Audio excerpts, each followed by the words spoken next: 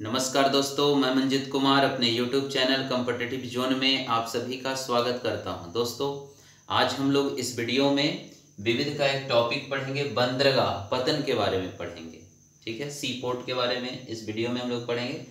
इससे पहले हम लोग विविध का 2 टॉपिक पढ़ चुके हैं, एक घास का मैदान और आपको मरुस्थल।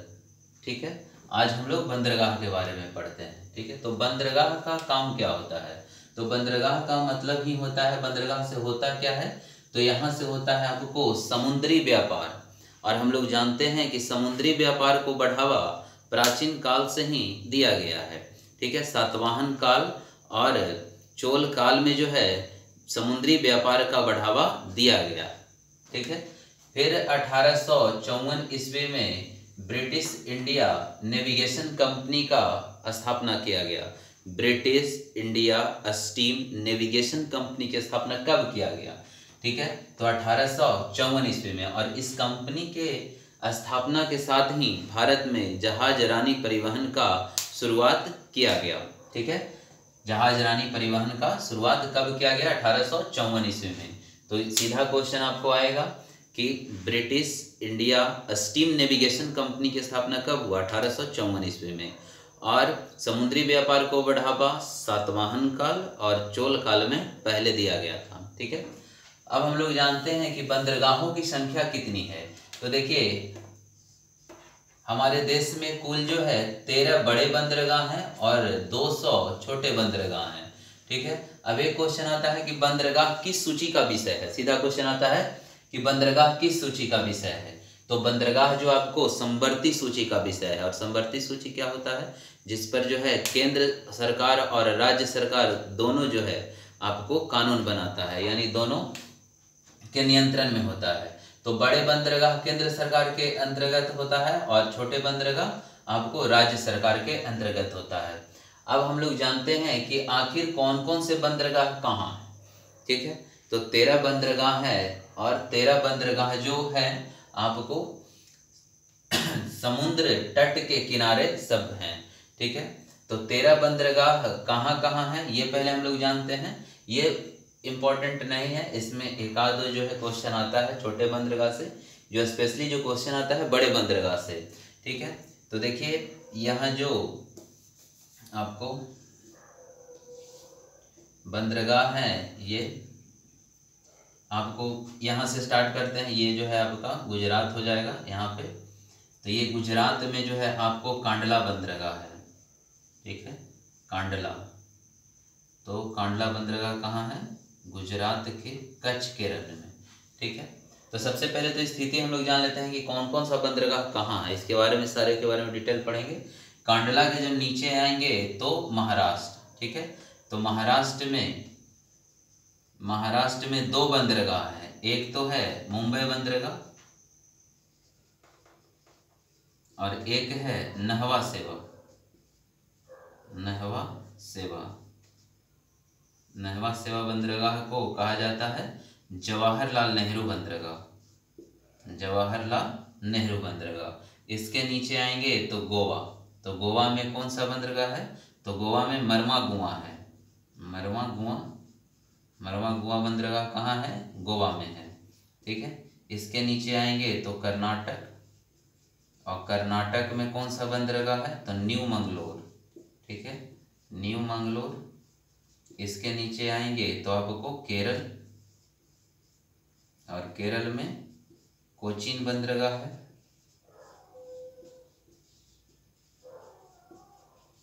यहाँ आपको तमिलनाडु में 3 बंदरगाह। एक आपको है चेन्नई बंदरगाह, एक है एरोन और एक है तूतीकोरे। ठीक है, इसके ऊपर जो है आंध्र प्रदेश। तो आंध्र प्रदेश में विशाखापत्तनम। ठीक है, विशाखापत्तनम। ऊपर बढ़ेंगे तो उड़ीसा में पारादीप। और आपको यहाँ पे जो है कलकत्ता बंदरगाह। और ठीक है, कलकत्ता। और यहाँ पे जो अंडमान निकोबार द्वीप समूह में पोर्ट ब्लेयर, पोर्ट ब्लेयर, ठीक है आपको। तो ये जो है आपको प्रमुख बंदरगाह है, ठीक है। तो कांडला बंदरगाह कहाँ है? गुजरात में। महाराष्ट्र में कितने बंदरगाह? 2 बंदरगाह। ये देखिए जितना हम आपको राज्य बताए हैं सब जो है आपको तटवर्ती राज्य है, ठीक है। तो स्टार्ट किए गुजरात से, गुजरात के नीचे कौन है? महाराष्ट्र है। महाराष्ट्र के नीचे कौन है? गोवा। गोवा के नीचे कौन है? कर्नाटक। कर्नाटक के नीचे कौन है? केरल। केरल के नीचे कौन है? तमिलनाडु। तमिलनाडु के ऊपर आपको बताइए कौन है?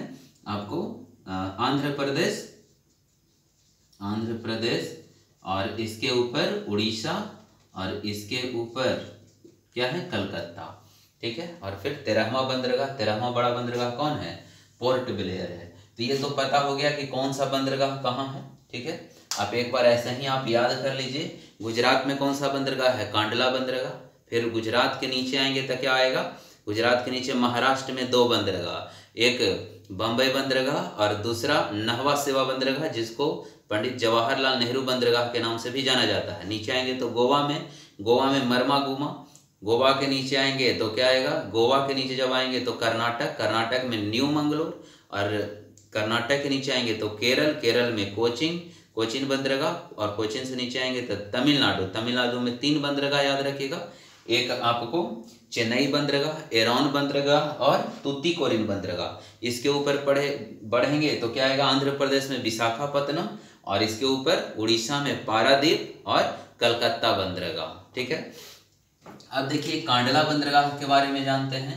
तो कांडला बंदरगाह है, कांडला बंदरगाह जो है सबसे पश्चिमी क्षेत्र में स्थित बंदरगाह है। तो सीधा क्वेश्चन कि पश्चिमी भाग में स्थित बंदरगाह कौन है? तो कांडला बंदरगाह। कांडला बंदरगाह गुजरात के कच्छ में स्थित है, ठीक है। इसे रसायन बंदरगाह कहा जाता है, रसायन बंदरगाह कहा जाता है। इसे मुक्त क्षेत्र बंदरगाह कहा जाता है, मुक्त क्षेत्र, यानी सबसे बड़ा सेज कहता है। क्वेश्चन आता है कि सबसे बड़ा सेज, स्पेशल इकोनॉमिक जोन कौन है? तो कांडला बंदरगाह। और कांडला बंदरगाह को रसायन बंदरगाह कहा जाता है। और कांडला बंदरगाह एक ज्वारीय बंदरगाह है, ज्वारीय प्राकृत बंदरगाह है, ठीक है। और अब देखिए कांडला बंदरगाह का नाम चेंज हो गया है। इसका नाम क्या हो गया है? तो इसका नाम हो गया है पंडित दीनदयाल उपाध्याय, ठीक है। आपको पंडित दीनदयाल उपाध्याय बंदरगाह, अब कांडला बंदरगाह का नाम बदलकर क्या कर दिया गया है? पंडित दीनदयाल उपाध्याय बंदरगाह, ठीक है। और कांडला बंदरगाह को रसायन बंदरगाह कहा जाता है। रसायन बंदरगाह इसलिए कहा जाता है क्योंकि यहाँ से जो है पेट्रोलियम, ठीक है, पेट्रोलियम और उर्वरक आयात किया जाता है, ठीक है। इसलिए ये आयातक बंदरगाह है। कांडला बंदरगाह को आयातक बंदरगाह भी कहा जाता है। तो आपको अगर क्वेश्चन दे देगा कि किस बंदरगाह से पेट्रोलियम एवं उर्वरक का आयात किया जाता है, तो कांडला बंदरगाह। और एक क्वेश्चन और आता है कि उत्तर भारत में संपूर्ण, ठीक है, जरूरत को पूरा किस बंदरगाह से किया जाता है? तो कांडला बंदरगाह से, ठीक है। तो कांडला बंदरगाह से इतना क्वेश्चन आता है। कांडला बंदरगाह सबसे पश्चिमी भाग में स्थित है, यह गुजरात के कच्छ में स्थित है। इसे ज्वारीय बंदरगाह, ठीक है, इसे ज्वारीय एवं प्राकृत बंदरगाह है। इसे रसायन बंदरगाह कहा जाता है। मुक्त क्षेत्र किसे कहा जाता है? तो कांडला बंदरगाह को स्पेशल इकोनॉमिक जोन, सबसे बड़ा सेज भी पूछता है कि सबसे बड़ा सेज कौन है? तो कांडला। और पेट्रोलियम और उर्वरक का आयात कहाँ से किया जाता है? तो कांडला बंदरगाह से। और एक क्वेश्चन और आता है कि उत्तर भारत में किस बंदरगाह से पूर्ति किया जाता है? तो कांडला बंदरगाह से, ठीक है। तो कांडला, और कांडला बंदरगाह का नाम बदलकर क्या कर दिया गया है? तो कांडला बंदरगाह का नाम बदलकर पंडित दीनदयाल उपाध्याय बंदरगाह कर दिया गया है, ठीक है। अब चलिए नेक्स्ट हम लोग चलते हैं। गुजरात के बाद है महाराष्ट्र। अब महाराष्ट्र में 2 बंदरगाह है, मुंबई और नहवा सेवा। तो मुंबई देखिए भारत का सबसे बड़ा प्राकृत बंदरगाह कौन है? तो बम्बई बंदरगाह है, ठीक है। भारत का सबसे बड़ा प्राकृत बंदरगाह कौन है? तो मुंबई बंदरगाह। और बम्बई बंदरगाह के लोड को कम करने के लिए कौन सा बंदरगाह विकसित किया गया? तो नहवा सेवा, ठीक ठीक है। और नहवा सेवा आधुनिकीकृत बंदरगाह है, ठीक है। तो मुंबई और नहवा सेवा, मुंबई बंदरगाह भारत का सबसे बड़ा प्राकृतिक बंदरगाह है। और नहवा सेवा के बारे में, इसके लोड को कम करने के लिए नहवा सेवा। इसके बाद गोवा में कौन है, तो मरवा गुआ बंदरगाह है, ठीक है। मरवा गुआ बंदरगाह, गुआ बंदरगाह। तो इसका देखिए, गुआ बंदरगाह से गोवा याद रखिएगा, और यहां से याद रखिएगा लौह अयस्क, लौह अयस्क ईरान निर्यात किए जाते हैं, ईरान निर्यात किया जाता है।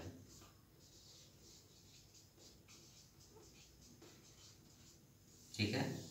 तो मरवा गुआ बंदरगाह से लौह अयस्क का निर्यात ईरान में किया जाता है।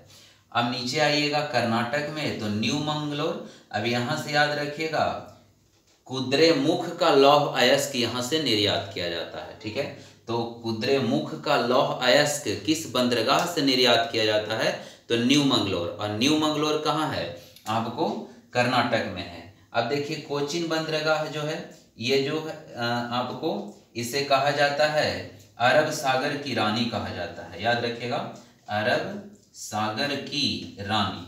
अरब सागर की रानी किसे कहा जाता है, तो कोचीन बंदरगाह। और कोचीन बंदरगाह सबसे पुराना और सबसे बड़ा शिपयार्ड है, ठीक है। यानी जहाज निर्माण यहाँ पे होता है, तो जहाज निर्माण कोचीन बंदरगाह में। और ये सबसे बड़ा, सबसे प्राचीन, सबसे बड़ा और सबसे प्राचीन शिपयार्ड है, ठीक है। तो कोचीन बंदरगाह कहाँ है, केरल। और इसे अरब सागर की रानी कहा जाता है। देखिए दो बंदरगाह में जहाज निर्माण होता है, एक कोचीन बंदरगाह और एक विशाखापट्टनम, ये दोनों में याद रखिएगा, ठीक है। तो सबसे पुराना और सबसे बड़ा शिपयार्ड कौन है, कोचीन बंदरगाह। इसके बाद है चेन्नई बंदरगाह, ठीक है। चेन्नई बंदरगाह से क्वेश्चन आता है कि सबसे पुराना कृत्रिम बंदरगाह कौन है, तो चेन्नई है, ठीक है। सबसे पुराना बंदरगाह कौन है, चेन्नई है। तो ये पुराना हो गया, सबसे पुराना। और ये खुला बंदरगाह है, खुला बंदरगाह। और औसत समुद्र तल कहाँ से मापा जाता है, सीधा क्वेश्चन आता है कि औसत समुद्र तल कहाँ से मापा जाता है, तो चेन्नई बंदरगाह से मापा जाता है, ठीक है। और ये सबसे पुराना बंदरगाह है और इसे खुला बंदरगाह कहा जाता है। और समुद्र तल की औसत गहराई मापा जाता है चेन्नई बंदरगाह से, ठीक है। और इसका लोड को कम करने के लिए एराउन बंदरगाह, ठीक है। एराउन बंदरगाह के बारे में क्वेश्चन, कंप्यूटरकृत बंदरगाह कौन है, तो कंप्यूटरकृत बंदरगाह एराउन बंदरगाह है। कंप्यूटरकृत बंदरगाह कौन है, आपको एराउन बंदरगाह। चेन्नई बंदरगाह के बारे में, सबसे पुराना खुला बंदरगाह, ये खुला बंदरगाह है, एक दीवार घेर कर 15 से 20 आपको जहाज़ों को ठहरने का जगह बनाया गया है, इसलिए इसे खुला बंदरगाह कहा जाता है। सबसे पुराना बंदरगाह है। और समुद्र तल की औसत गहराई कहाँ से मापी जाती है, तो चेन्नई से मापा जाता है, ठीक है। अब तूतीकोरिन के बारे में जानिए। तूतीकोरिन में क्या है कि इसे देखिए, इसको याद रखिएगा कि तूतीकोरिन बंदरगाह छिछला होता है, यानी इसका जो है ये बंदरगाह बहुत कटा छटा है, ठीक है। जिसके कारण जो है 5 किलोमीटर पहले जहाज को रोक दिया जाता है। कितने किलोमीटर पहले, 5 किलोमीटर पहले जहाज को रोक दिया जाता है, जिसके कारण यहाँ पे मछलियाँ अधिक पाई जाती है। इसलिए तूतीकोरिन को मत्स्य बंदरगाह कहा जाता है, ठीक है। तूतीकोरिन को क्या कहा जाता है, मत्स्य बंदरगाह। तो मत्स्य बंदरगाह किसे कहा जाता है, तूतीकोरिन को, ठीक है। तो यहाँ तक हो गया, तूतीकोरिन हो गया। इसके ऊपर हम बढ़ेंगे तो आंध्र प्रदेश में विशाखापत्तनम। विशाखापत्तनम में एक बात याद रखिएगा कि सबसे गहरा बंदरगाह कौन है, विशाखापट्टनम। और अगर गहरा नहीं देता है तो कभी कभी श्रेष्ठम बंदरगाह भी दे देता है कि सबसे श्रेष्ठम बंदरगाह कौन है, तो विशाखापट्टनम। सबसे गहरा बंदरगाह कौन है, विशाखापट्टनम, ठीक है। और विशाखापट्टनम में जहाज निर्माण का कार्य किया जाता है। और यहाँ पे एक पहाड़ी है डॉल्फिन नोज, ठीक है, जो बंगाल की खाड़ी से चलने वाली जो हवा है उससे ये डॉल्फिन नोज इस पतन को क्या करता है, सुरक्षा प्रदान करता है। तो डॉल्फिन नोज याद रखिएगा, एक पहाड़ी है विशाखापत्तनम में, ठीक है। याद रखिएगा। तो सबसे गहरा बंदरगाह विशाखापट्टनम। इसके बाद है उड़ीसा पारादीप बंदरगाह। यहाँ से एक क्वेश्चन आता है कि झारखंड और उड़ीसा का लोहा जापान निर्यात किया जाता है, ठीक है, किस बंदरगाह से? पारादीप बंदरगाह, और पारादीप एक कृत्रिम बंदरगाह है। इसके बाद कलकत्ता बंदरगाह, और कलकत्ता बंदरगाह को नदी बंदरगाह कहा जाता है, नदी बंदरगाह, क्योंकि सभी जो बंदरगाह है सब समुद्र के किनारे है, और ये जो है कलकत्ता हुगली नदी के तट पर है, और यह बंदरगाह भी हुगली नदी के तट पर है, इसलिए कलकत्ता बंदरगाह को एक नदी बंदरगाह कहा जाता है। इस बात को ध्यान दीजिएगा। और यह भी एक ज्वारीय प्राकृत बंदरगाह है, प्राकृत बंदरगाह है। और कलकत्ता बंदरगाह को लोड को कम करने के लिए किस बंदरगाह का निर्माण किया गया है? तो हल्दिया, याद रखिएगा, हल्दिया बंदरगाह, ठीक है। और भारत का 13वां बड़ा बंदरगाह कौन है? पोर्ट ब्लेयर है, ठीक है। तो एक बार चलिए फिर से इसको रिकॉल करा देते हैं। बंदरगाह पतन, ठीक है। तो प्राचीन काल से ही आपको शुरुआत हुआ, आपको सातवाहन वंश और चोलकालीन वंश 1800, इसके बाद जो है 1854 इसमें British India steam navigation company का स्थापना हुआ। भारत में कुल कितने बड़े बंदरगाह है? 13 बंदरगाह हैं। छोटा बंदरगाह कितना है? 200। और ये बंदरगाह किस सूची का विषय है? तो संवर्ती सूची का विषय है। और एक याद रखिएगा, भटकल बंदरगाह, ये छोटा बंदरगाह में आता है। तो भटकल बंदरगाह कहाँ है? कर्नाटक। सीधा क्वेश्चन आता है, ये पूछा हुआ क्वेश्चन है, ठीक है। भटकल बंदरगाह कहाँ है? इसके बाद देखिए आपको 13 बड़ा बंदरगाह है, और सबसे पहले कांडला गुजरात के कच्छ के रण में है। कांडला को रसायन बंदरगाह कहा जाता है, मुक्त व्यापार क्षेत्र कहा जाता है इसे, ठीक है, मुक्त व्यापार क्षेत्र कहा जाता है। सबसे बड़ा सेज कौन है? कांडला बंदरगाह। कांडला बंदरगाह का नाम बदलकर पंडित दीनदयाल उपाध्याय बंदरगाह कर दिया गया है। इसे ज्वारीय और प्राकृत बंदरगाह का उदाहरण है। और कांडला बंदरगाह से पेट्रोलियम और उर्वरक का आयात किया जाता है, इसलिए इसे आयातक बंदरगाह कहा जाता है। और उत्तर भारत में संपूर्ण जो है कांडला बंदरगाह से आपको पूर्ति किया जाता है। फिर महाराष्ट्र में 2 बंदरगाह, बम्बई बंदरगाह सबसे बड़ा बंदरगाह बम्बई, और बम्बई बंदरगाह के भार को कम करने के लिए कौन सा बंदरगाह? तो आपको नहवा सेवा बंदरगाह। इसके बाद जो है गोवा, मरमागुआ, यहाँ जो है लौह अयस्क ईरान निर्यात किया जाता है इस बंदरगाह से। कर्नाटक में न्यू मंगलोर, कुद्रेमुख का लौह अयस्क कहाँ से निर्यात किया जाता है? तो कर्नाटक न्यू मंगलोर से। केरल कोचिन बंदरगाह, इसे अरब सागर की रानी कहा जाता है। और सबसे पुराना और सबसे बड़ा शिपयार्ड कौन है? कोचिन बंदरगाह। इसके बाद तमिलनाडु में 3 बंदरगाह, चेन्नई सबसे पुराना बंदरगाह, सबसे पुराना और सबसे खुला बंदरगाह, पुराना खुला बंदरगाह है। और चेन्नई बंदरगाह से ही जो है समुद्र तल की औसत गहराई मापी जाती है। एरोन बंदरगाह कंप्यूटरकृत बंदरगाह है, और चेन्नई बंदरगाह के लोड को कम करने के लिए एरोन बंदरगाह है, ठीक है। तूतीकोरिन जो है बहुत ही छिछला होता है, छिछला मतलब कटा छटा होता है, इसके कारण इसको 5 किलोमीटर पहले जो है यहाँ से जहाज को रोक दिया जाता है, जिसके कारण जो है यहाँ पे जो बीच वाले क्षेत्र है वहाँ पे मछली अधिक पाया जाता है, इसलिए इसे मत्स्य बंदरगाह कहा जाता है। इसके ऊपर चलेंगे तो आंध्र प्रदेश में विशाखापत्तनम सबसे गहरा बंदरगाह है या सबसे श्रेष्ठतम बंदरगाह है, और जहाज निर्माण का काम होता है। और यहाँ पे एक पहाड़ी है डॉल्फिन नोज, और डॉल्फिन नोज पहाड़ी के कारण जो है इसको आने वाली ये जो है तूफान हवा को ये रोक पाता है। पारादीप है उड़ीसा, और यहाँ से जो है ये उड़ीसा एवं झारखंड का लोहा जो है जापान निर्यात किया जाता है। और कलकत्ता बंदरगाह एक नदी पतन है, याद रखिएगा। और इसके लोड को कम करने के लिए हल्दिया बंदरगाह, और कलकत्ता एक ज्वारीय और प्राकृत बंदरगाह है। और 13वां बड़ा बंदरगाह कौन है? पोर्ट ब्लेयर, अंडमान निकोबार द्वीप समूह में है। तो इस तरह से आपको ये बंदरगाह था। उम्मीद करते हैं कि आपको ये वीडियो पसंद आया होगा। अगर पसंद आता है वीडियो तो प्लीज़ लाइक करें, सब्सक्राइब करें, अपने दोस्तों को भी शेयर करें। और जो यूजर्स नए हैं चैनल को सब्सक्राइब कर लें, ताकि जब भी हम वीडियो अपलोड करें तो आपको नोटिफिकेशन सबसे पहले मिले। तो चलिए दोस्तों, फिर नेक्स्ट वीडियो में हम लोग पढ़ेंगे, एक नया टॉपिक विविध का लेकर हम आएंगे। उम्मीद करते हैं कि आपको बहुत पसंद आएगा। ठीक है, मिलते हैं नेक्स्ट वीडियो में। जय हिंद।